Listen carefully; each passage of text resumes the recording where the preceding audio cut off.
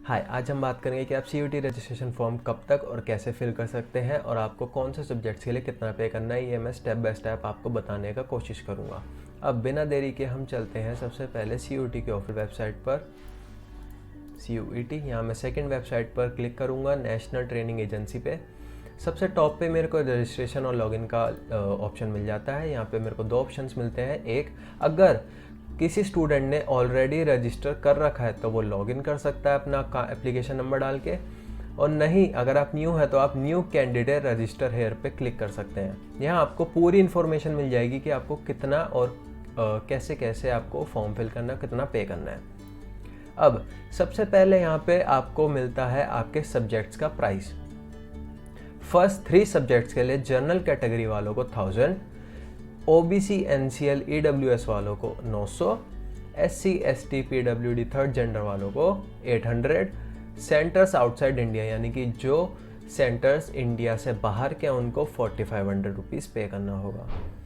Each additional subject यानी अगर आप 3 सब्जेक्ट्स के बाद और सब्जेक्ट्स लेते हैं तो आपको 400 ईच देना है। जनरल में, OBC NCL EWS में 375, SC ST PWD third gender को देना है 350, सेंटर्स आउटसाइड इंडिया को देना है 800 रुपीज़ ईच सब्जेक्ट। अब यहाँ पे हम देखेंगे the fee may be submitted through net banking, debit card, credit card, UPI, यानी आप UPI से कर सकते हैं, net banking, debit card, credit card से आप यूज़ करके अपनी पेमेंट क्लियर कर सकते हैं। अब यहाँ पे आपको अपना रजिस्ट्रेशन फॉर्म फिल करना है। उसके लिए आपको registered of the online for the online application form and note down the system generated application, यानी कि जब आप रजिस्टर कर रहे हो तो आपके फॉर्म का आपको नंबर जो है आपको लिख लेना है, आपको अपने पास सेव कर लेना है, क्योंकि अगर आप आगे रजिस्टर करने के बाद लॉगिन करते हैं तो आपको सबसे पहले आपका रजिस्ट्रेशन एप्लीकेशन नंबर मांगता है, तो आपको वो अपने पास सेव कर लेना है। उसके बाद फिल करने के बाद online application form and is also required to create a password. आपको अपना एप्लीकेशन नंबर चूज़ करना है, अपना एप्लीकेशन नंबर सेव करना है, आपको अपना पासवर्ड चूज़ करना है, और चूज़ करने के बाद आपको वो पासवर्ड भी अपने पास सिक्योर रखना है। Okay, after successful submission of the personal details, an application number will be directly with the respective system generated application number and create password. Okay.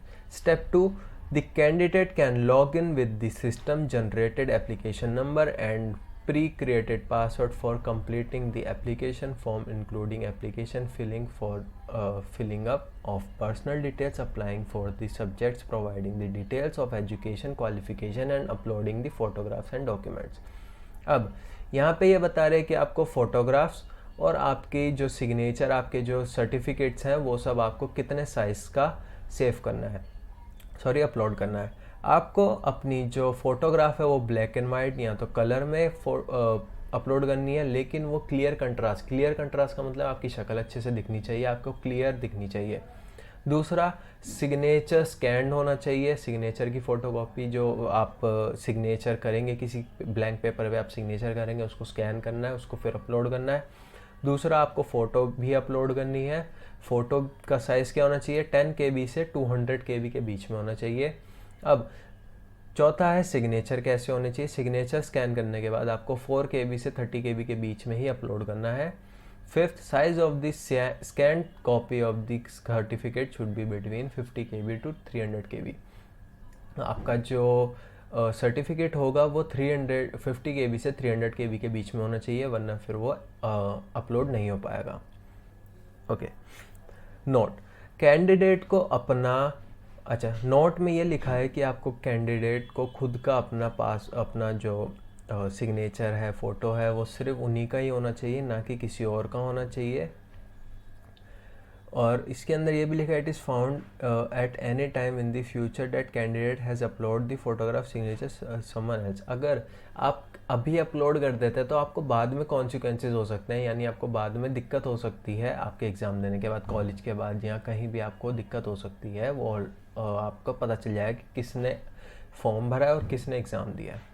अब यहाँ पे है स्टेप 3 में पे एग्जामिनेशन फ़ी। आप पे करेंगे एग्जामिनेशन फ़ी। ये बिल्कुल सिक्योर नेटवर्क है, ये ऑफिशियल वेबसाइट है, तो यहाँ पे आपको कोई डरने की बात नहीं है, आपका कोई बैंक अकाउंट लॉस नहीं हो सकता।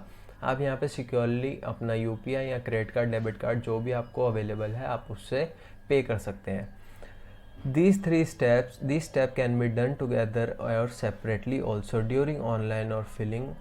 ठीक है, आपको आपका पासवर्ड बनाना है, आपको रीसेट कैसे करना है ये सब भी आपको इसमें मिल जाएगा। आपका बेसिकली पासवर्ड कैसे होना चाहिए, पासवर्ड की पॉलिसी इन्होंने बता रखी है। पासवर्ड मस्ट बी 13 कैरेक्टर्स, मतलब 8 कैरेक्टर से लेकर 13 कैरेक्टर्स के बीच में होना चाहिए।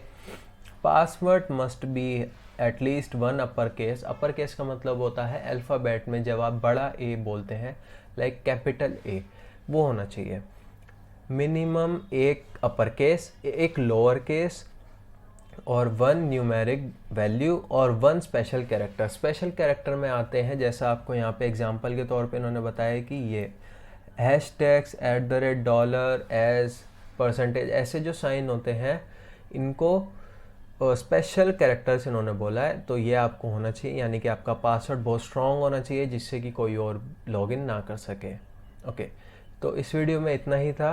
आप जैसे जैसे प्रोसेस करेंगे आपको आगे प्रोसेस करना है, आप यहाँ पे क्लिक हेयर टू प्रोसीड पे क्लिक कर सकते हैं। और अगर आपको कोई भी हेल्प चाहिए तो आप हमारी ऑफिशियल वेबसाइट cwedn.com पे जाके हमें भेज सकते हैं। Thank you.